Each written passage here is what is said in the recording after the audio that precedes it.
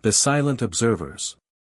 The Galactic Federation had existed for 12,000 years. It stretched across 47 galaxies and encompassed 8,000 different civilizations. Every species that achieved faster-than-light travel eventually found their way to the Federation. It was the natural order of things. When a civilization broke free from its home system, it reached out. It called into the void. It demanded to be heard. The announcement always came with pride. New species broadcast their achievements across every frequency. They sent messages declaring their arrival. They claimed star systems as territory. They made demands for recognition. Some were peaceful. Others were aggressive. But all of them wanted the galaxy to know they had arrived. The Federation welcomed them all. Diplomats were dispatched. Treaties were signed. Trade agreements were established. New members were integrated into the vast network of galactic civilization. It had happened thousands of times. The process was well understood. The pattern never changed. Until humanity. Chief Analyst Zaraketh stood in the observation dome of Research Station Omega-7, staring at the holographic display floating before her. She was of Velosian, tall and graceful, with skin that shifted between deep blue and purple depending on her mood. Right now, her skin flickered with confused gray tones. She had been studying the same data for 6 months, and it still made no sense. The first human probe had crossed beyond their solar system 43 years ago. It was a simple vessel, barely capable of faster-than-light travel. Federation sensors had detected it immediately. Standard protocol dictated that monitoring stations should observe and wait for the inevitable announcement. But no announcement came. The probe drifted through space, collecting data, completely silent. More probes followed. Then came the ships. Small at first, then larger. Humans began building colonies on uninhabited worlds. They established mining operations in asteroid fields. They created trade routes between their own settlements. Their expansion was methodical and careful. But they never once attempted to contact the Federation. Zaraketh had requested all available data on humanity. What she received was surprisingly limited. The humans had emerged from a yellow dwarf star system on the outer edge of the Orion Arm. Their home world was a water-covered planet they called Earth. They were carbon-based bipeds with relatively short lifespans. Nothing about them seemed particularly unusual. Except their silence. A junior researcher approached, carrying a data tablet. His name was Mekthar, a young Kryn with silver exoskeleton plates and compound eyes. He looked nervous. Working under Zaraketh made most junior staff nervous.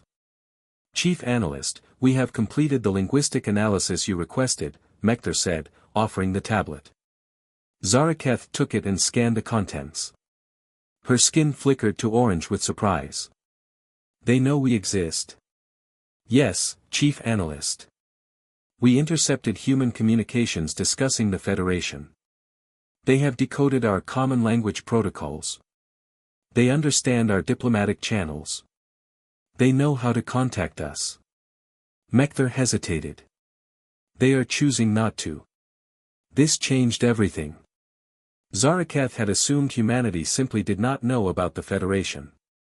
Perhaps their sensor technology was too primitive to detect the massive civilization surrounding them. But if they knew and deliberately remained silent, that suggested something far more concerning. What else did the analysis reveal? She asked. Mekthar pulled up additional data on the holographic display. Human transmissions show extensive knowledge about multiple Federation species. They have detailed files on our governments, military capabilities, trade routes, and diplomatic relationships. Chief Analyst, they have been studying us. Zaraketh's skin turned deep purple. She dismissed Mekthar and stood alone in the observation dome, thinking. In her 300 years of service, she had never encountered anything like this. Species either rushed to join the Federation or tried to hide from it. Humanity was doing neither. They were watching. Learning. Building their strength in silence. She filed her report with the Federation Council, recommending immediate diplomatic contact. The response took 2 months and was disappointingly brief. The Council had reviewed her findings and classified humanity as a developing civilization of minimal concern. They would be monitored but not approached. The Federation had more important matters to address. Zaraketh disagreed strongly, but she had no authority to override the Council's decision. She continued her research in private, tracking human expansion with growing unease. Years passed. Human colonies multiplied. 50 became 100. 100 became 200. Their ships grew faster and more sophisticated. Their settlements became cities. Their population expanded across dozens of star systems. And still, they said nothing. The Federation barely noticed. 8,000 civilizations created enough politics, conflicts, and drama to occupy everyone's attention. A single silent species on the galactic periphery was hardly worth discussing. But others noticed. The Drachner Confederation was not part of the Federation. They were an empire of conquerors who had carved out territory through military strength. The Drachner were massive reptilian creatures, each standing over 3 meters tall, with armored scales and a culture built on dominance. They respected only power, and they saw weakness in silence. Supreme Commander Vorgash studied the reports on humanity with growing interest. His officers had been monitoring the expanding human colonies for years. Watching these small creatures spread across uninhabited worlds without declaring themselves or defending their territory. To Vorgash, this could mean only one thing. Humanity was afraid.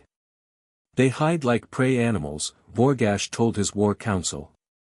His voice was deep and rumbling, like distant thunder. They expand when they think no one is watching. They avoid contact because they know they are weak. This is cowardice. His officers agreed. The Drachner had conquered 70 star systems by identifying and exploiting weakness. Humanity showed all the signs of a species ripe for subjugation. Their technology appeared primitive compared to Drachner warships. Their colonies had no visible defenses. Their ships carried no obvious weapons. Vorgash made his decision. The Drachner would test humanity's defenses. If the humans proved as weak as they appeared, their colonies would become Drachner territory. If they resisted, they would be destroyed. Either outcome was acceptable. He assembled a battle group. 20 warships, each capable of reducing a planet to ash. It was massive overkill for a supposedly primitive species, but Vorgash had not become supreme commander by taking unnecessary risks. The fleet would jump into human space, make demands, and gauge the response. The target was carefully chosen. A human colony called New Horizon, located far from the densest cluster of human settlements. Population estimates suggested roughly 5 million inhabitants. The world had agriculture, light industry, and a small spaceport. Perfect for a demonstration of Drachner power. Zaraketh learned about the impending attack through her intelligence contacts. She immediately sent urgent warnings to both the Federation Council and the Drachner Command. The Council acknowledged her message but took no action. The Drachner ignored her completely. She watched helplessly as the battle group prepared to depart. 20 warships against an undefended colony. It would be a massacre. Zaraketh felt sick. She had spent years studying humanity, and despite their silence, she had come to respect them. They were careful, methodical, and patient. Those were not the traits of a weak species. But what could she do? She was a researcher, not a military commander. She had no authority to stop what was about to happen. The Drachner battle group jumped into the New Horizon system at dawn, local time. Supreme Commander Vorgash stood on the bridge of his flagship, watching the tactical display. The human colony appeared on sensors, peaceful and undefended. No weapons platforms. No defense fleet. No response to their arrival. Open a channel, Vorgash commanded. Let the humans know they have been conquered. The communications officer activated the broadcast system. Vorgash's image would be transmitted across every frequency, ensuring the colonists below heard his words. Humans of New Horizon, he began, his voice carrying the weight of absolute authority. You are now subjects of the Drachner Confederation. Surrender your world immediately. Resistance will result in total annihilation. You have 1 standard hour to respond. The bridge crew waited. Standard protocol suggested immediate panic from the colony. Desperate pleas for mercy. Perhaps a futile attempt at negotiation. But the response that came was nothing like what they expected. A single human voice, calm and measured, spoke in perfect Drachner language. You have entered human territory without authorization. Leave immediately. This is your only warning. The bridge fell silent. Then Vorgash laughed. It was a harsh, booming sound that echoed through the command center. They threaten us. 20 warships against an undefended colony, and they issue warnings. He turned to his weapons officer. Target their primary population center. Prepare to demonstrate what happens when prey pretends to be predator. The weapons officer began inputting targeting coordinates. Energy readings climbed as the flagship's main cannon charged. Enough destructive power to vaporize a city was building in the weapon systems. Then every screen on the bridge went dark. Not black. Not powered down. Dark. As if something had reached into the ship's systems and switched everything off. Emergency lighting flickered on, casting red shadows across the confused faces of the crew. Report. Vorgash roared.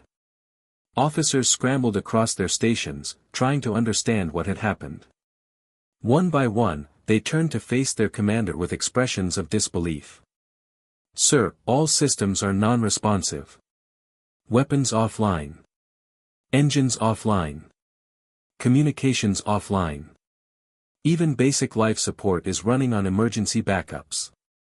All ships in the battle group are reporting the same condition, another officer added. Every vessel is dead in space. Vorgash felt something he had not experienced in decades. Not fear, not yet, but uncertainty. How is this possible? We detected no weapons fire. No energy signatures. Nothing. A junior officer pointed at the main viewport with a shaking hand. Sir, look. In the empty space between the fleet and the planet, something appeared. Not arriving, not flying in.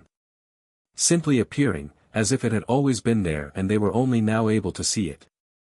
It was a ship, but unlike anything in Drachner records. Smooth and seamless, with no visible weapons or engines. It was smaller than the smallest Drachner vessel, barely the size of a shuttle. Yet it sat in space before them like a predator studying prey. The ship broadcast a message. The same calm human voice from before. We asked you to leave. You chose violence instead. This is unacceptable. Vorgash tried to respond, but his communication systems remained dead. He could only watch as the small human ship began to move. It moved in ways that violated every known principle of physics. It folded space around itself, appearing in one location and then another without crossing the distance between.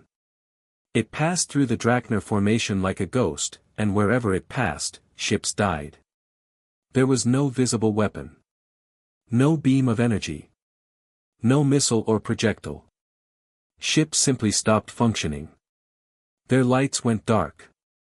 Their engines fell silent. They drifted through space, completely powerless. Vorgash watched in horror as his mighty battle group was systematically disabled. The human ship moved with casual efficiency, as if this was a routine task requiring minimal effort. Within 30 minutes, all 20 Drachner warships floated dead in the void. The human ship returned to its original position. It broadcast one final message. Your crews are alive and unharmed. You will be towed to the edge of human space and released. When you return home, tell your leaders what happened here. Tell them humanity is not interested in conquest. Tell them we value peace. But most importantly, tell them we value being left alone. If you return, if any Drachner vessel enters human space again, the response will be permanent. The ship vanished, disappearing as suddenly as it had appeared. 12 hours later, automated tugs arrived. They were simple machines, completely unmanned. They attached towing cables to the disabled Drachner ships and began the long process of dragging them to the border of human territory. Vorgash sat in his darkened bridge, surrounded by his equally powerless crew. In 30 minutes, the Drachner Confederation's reputation for invincibility had been shattered by a single human vessel. They had been defeated without humanity even trying. The Supreme Commander realized something that made his blood run cold. If this was how humanity responded to a minor border incursion, what would they do if truly threatened? What other weapons were they hiding? What other capabilities had they developed during their centuries of silence? For the first time in his military career, Vorgash understood what it meant to be prey. Back on Research Station Omega-7, Zaraketh received reports of what had happened at New Horizon. She read through the data 3 times, verifying every detail. The Drachner battle group disabled in minutes. 20 warships reduced to powerless hulks. Not a single shot fired. Not a single casualty on either side. Her skin turned bright white with shock. She immediately filed an emergency report with the Federation Council. This time, they could not ignore her. Humanity was not a developing civilization of minimal concern. They were something far more dangerous. They had technology beyond anything the Federation possessed. They had military capability that made established empires look primitive. And they had been hiding in plain sight for decades, watching and judging in silence. The galaxy was about to learn a terrible truth. Humanity's silence had never been weakness. It had been patience. And that patience was running out. The awakening. The news spread across the galaxy like wildfire. Within days, every civilization in the Federation had heard about the Drachner defeat. 20 warships disabled by a single human vessel. An empire known for its military might humiliated without a single casualty. The story grew with each retelling, but the core facts remained undeniable. Humanity had revealed itself, and the revelation was terrifying. The Federation Council convened an emergency session. Representatives from all major civilizations gathered in the Grand Assembly Hall, a massive structure that could hold 10,000 delegates. The chamber buzzed with nervous energy. Some species called for immediate military action against humanity. Others advocated for diplomatic outreach. A few simply sat in stunned silence, trying to process what had happened. Chief Analyst Zaraketh stood before the council, presenting her findings. Holographic displays showed decades of data she had collected on human activity. Ship movements. Colony expansion. Technology development. Everything pointed to the same conclusion. Humanity has been observing us for 43 years, she explained, her skin shifting to professional silver tones. They have studied our languages, our cultures, our governments, and our military capabilities. They know everything about us. Meanwhile, we know almost nothing about them. High Chancellor Mordith, leader of the council, leaned forward in his elevated seat. He was an ancient Velcros, with crystalline skin that reflected light in rainbow patterns. His voice carried the weight of 500 years of political experience. Chief Analyst, your previous report suggested humanity possessed primitive technology. How do you explain this discrepancy? Zaraketha's skin flickered with embarrassed orange. We were wrong, High Chancellor. Humanity allowed us to see only what they wanted us to see. Their early probes were genuinely primitive, but that was decades ago. Somewhere during their expansion, they achieved a technological breakthrough we completely missed. By the time we noticed them, they were already far ahead of us. A Drachner representative stood, his massive frame towering over the other delegates. It was not Supreme Commander Vorgash himself, but an ambassador speaking on behalf of the Confederation. His voice was measured, carefully controlled, hiding the shame his people felt. "The humans did not destroy our battle group," he said. "They could have. Their vessel demonstrated capabilities that suggest total annihilation would have been trivial. Instead, they disabled our ships and sent us home with a warning. This suggests they are not inherently aggressive. Or it suggests they want us to underestimate them," countered a representative from the Tholis Imperium. "They humiliated the Drachner to send a message. They want us afraid." Arguments erupted across the chamber. Some delegates demanded sanctions against humanity. Others called for a military coalition to contain the human threat. A few suggested attempting diplomatic contact, though no one could agree on what terms to offer. Zaraketh watched the chaos with growing frustration. These were supposed to be the wisest leaders in the galaxy, yet they argued like children. None of them seemed to grasp the real problem. Humanity had been watching for decades. They had seen everything. Every political betrayal. Every unjust war. Every species enslaved or exploited. If humanity had been judging the Federation during that time, what verdict had they reached? The question was answered sooner than anyone expected. 3 days after the council session, every screen in Federation space simultaneously activated. Billions of beings across thousands of worlds found themselves watching the same broadcast. There was no warning. No way to block the signal.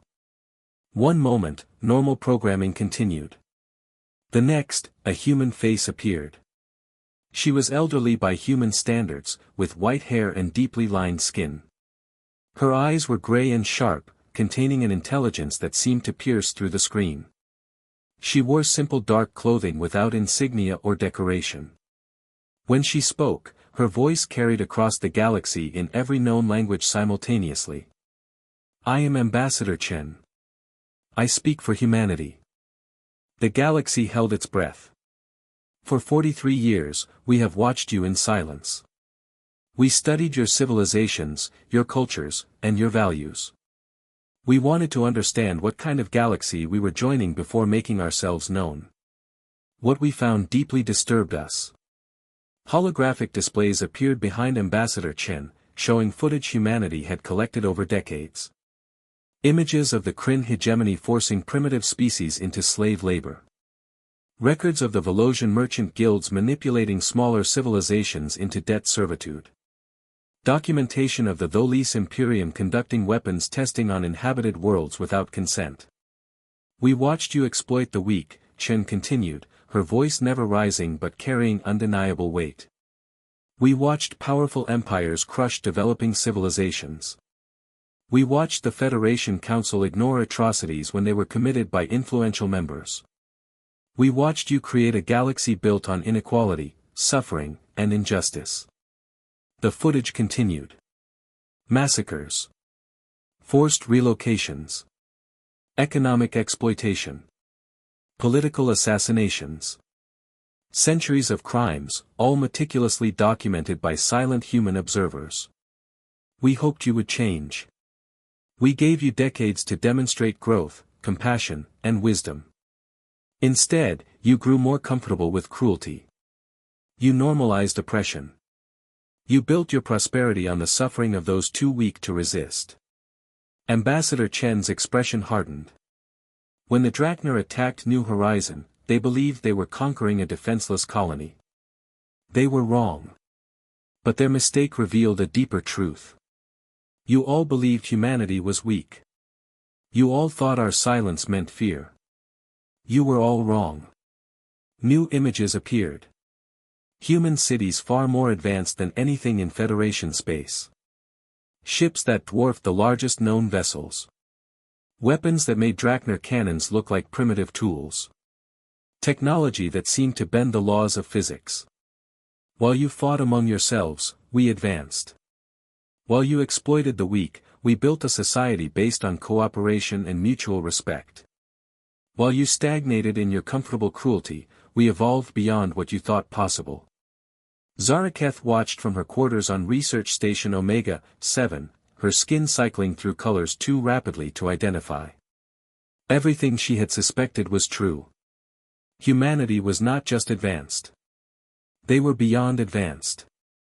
They had surpassed the Federation so completely that comparison became meaningless. "We are not interested in conquest," Chen said. "We do not want your territory, your resources, or your submission. What we want is simple. We want the galaxy to be better."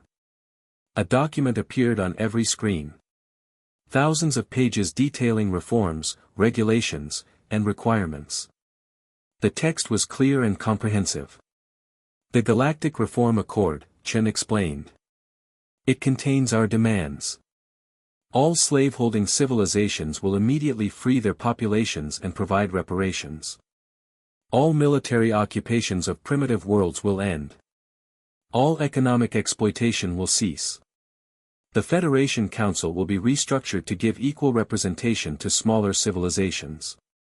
War crimes tribunals will be established to prosecute those responsible for atrocities."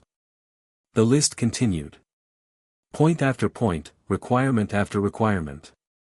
Each one targeting a specific injustice humanity had witnessed during their decades of observation.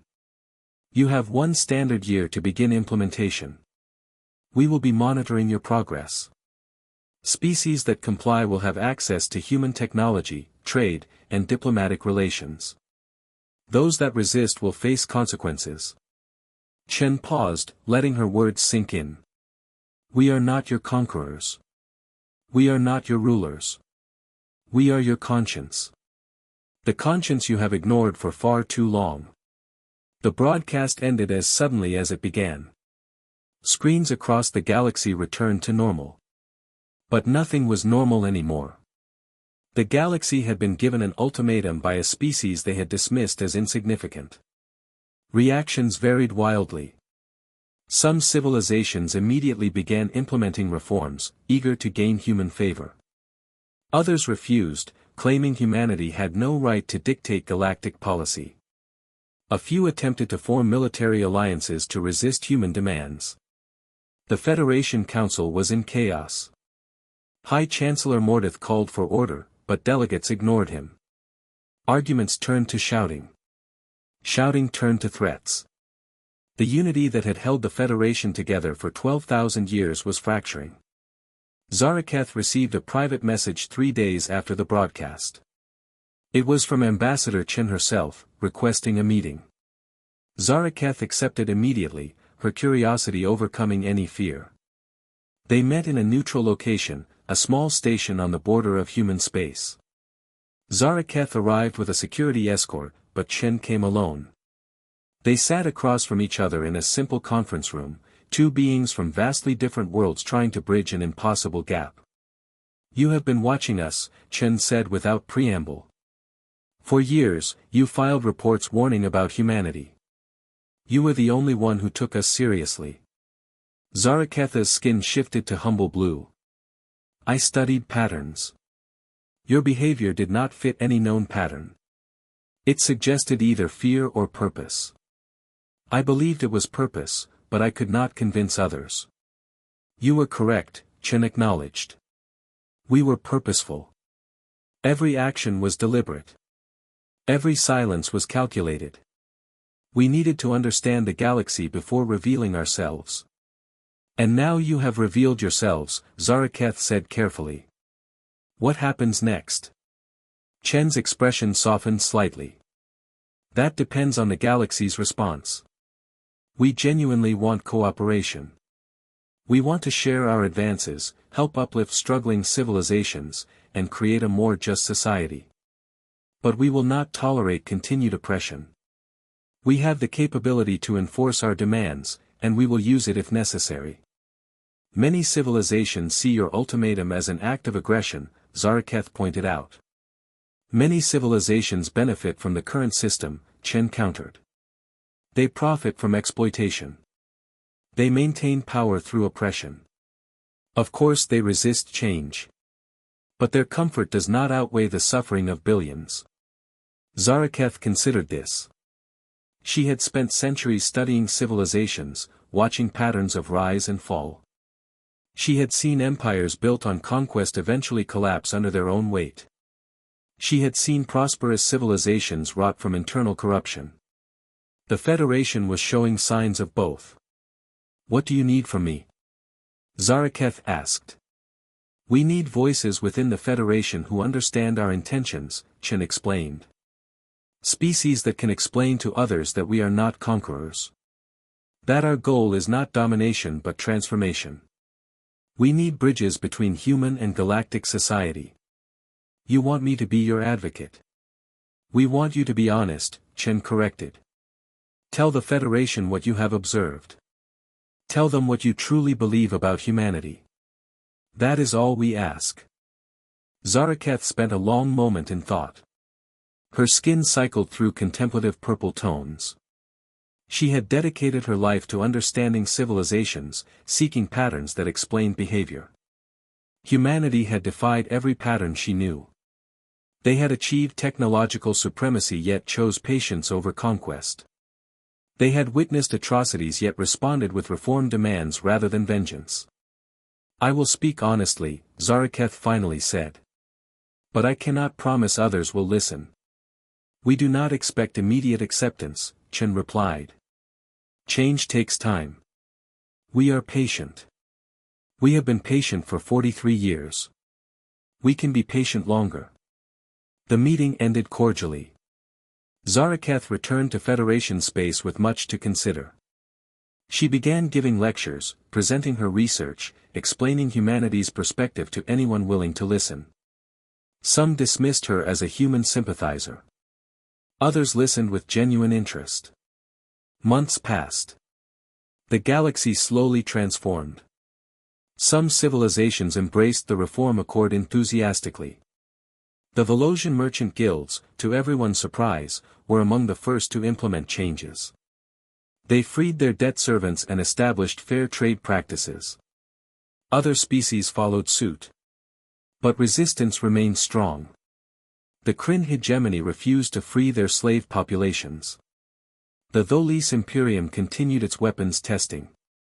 Several smaller empires formed a coalition specifically to oppose human demands. Humanity's response was measured but firm. They did not send armies or issue threats. Instead, they simply withdrew. Human technology, which some civilizations had hoped to access, remained unavailable to resistant species. Human trade routes bypassed their space. Human diplomatic channels went silent. The economic impact was devastating. Civilizations that refused reforms found themselves isolated, their economies suffering, their influence waning. Meanwhile, compliant species prospered through human partnership. The Kryn hegemony held out for 8 months before capitulating. Their economy had collapsed, their population was restless, and their government was on the verge of revolution. They freed their slaves, accepted human oversight, and began the long process of reform. One by one, resistant civilizations fell in line. Not through military conquest, but through the simple reality of isolation. Humanity had demonstrated that they did not need to conquer the galaxy. They only needed to withhold their cooperation. 2 years after the broadcast, the Galactic Reform Accord was nearly universal. The Federation Council had been restructured. War crimes tribunals were prosecuting former leaders. Enslaved populations had been freed. Economic exploitation had largely ceased. The galaxy was transforming, and humanity had guided that transformation without firing a shot. Zaraketh stood once more in the observation dome of Research Station Omega-7. She watched human ships moving through nearby space, no longer hiding, no longer silent. They traveled openly now, confident and assured. She received another message from Ambassador Chen. This one was brief but significant. "Thank you for your assistance, Chief Analyst. Humanity values honesty and integrity. We hope our civilizations can build a lasting friendship based on mutual respect. There is much we can learn from each other." Zaraketh smiled, her skin shifting to warm golden tones. She thought about the long journey from first detecting those primitive human probes to witnessing their transformation of galactic society. She thought about the patience they had shown, the wisdom they had demonstrated, and the power they had wielded with such restraint. But she also thought about Ambassador Chen's final words during their meeting. Words that Chen had spoken softly, almost as an afterthought. The technology we have shown you represents what we developed during our expansion. It is impressive by galactic standards, but it is not our best. We are still advancing. We are still evolving. We hope we never need to reveal what else we have created. Zaraketh shivered despite the comfortable temperature. Humanity had reshaped the galaxy with technology from decades ago. What were they developing now? What capabilities were they still hiding? She decided she did not want to know. The galaxy was better now, more just, more compassionate. That was enough. Some mysteries were better left unsolved. In the depths of human space, far beyond the reach of Federation sensors, massive research facilities continued their work. Scientists and engineers pushed the boundaries of what was possible. They developed technologies that would seem like magic to other civilizations. They prepared for possibilities they hoped would never come. Humanity had revealed themselves to the galaxy, but they had not revealed everything. They remained watchers, guardians, and judges. Silent when silence served their purpose. Loud when their voice was needed. The galaxy had learned to respect that silence. They had learned that quiet did not mean weak. They had learned that patience was not the same as passivity. And they had learned that sometimes, the most dangerous species was the one you ignored. Humanity had been ignored for 43 years. The galaxy would spend centuries regretting that mistake. But it would also spend those centuries grateful that humanity had chosen reform over revenge, guidance over conquest, and patience over pride. The silent observers had spoken. The galaxy had listened. And both were forever changed.